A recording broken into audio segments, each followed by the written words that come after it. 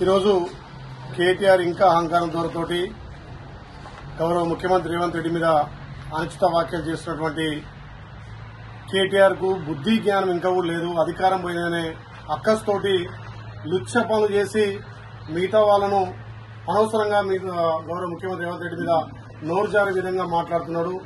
ఇవాళ నువ్వు మీ కుటుంబం లుచ్చ పనులు చేసి తెలంగాణ పరువును తీసినటువంటి మీరు మాట్లాడడం నిజంగా కూడా సిగ్గుచేటు.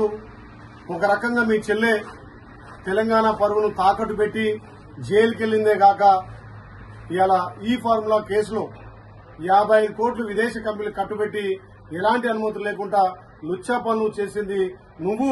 అనవసరంగా వేరే వాళ్ళ పేరు మీద నోరు జారడం నీకు సిగ్గుచేటు.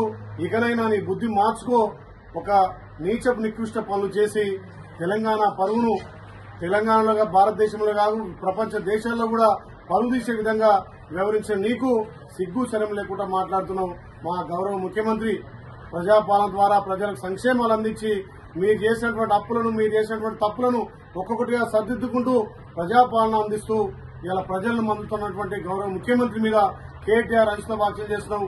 ఖబర్దార్ బిడ్డ, లుచ్చ పనులు చేసింది మీరు ఇలా తెలంగాణ పరువును భారతదేశంలో ప్రపంచ దేశాల్లో ఇలా తెలంగాణ పరువును తీసింది మీరు. కాబట్టి ఇలా తెలంగాణ ప్రజలు మిమ్మల్ని చీకొట్టి ఇంట్లో కూర్చోబెట్టినా జైలు పోతూ ఇవాళ ఇంకా కూడా ఇలాంటి వ్యాఖ్యలు చేయడం నిజంగా కూడా నీ అవివేకానికి నిదర్శనంగా మళ్ళొక్కసారి గౌరవ ముఖ్యమంత్రి రేవంత్ రెడ్డి గారి మీద నోరు జారితే తస్మత్ జాగ్రత్త బిడ్డ.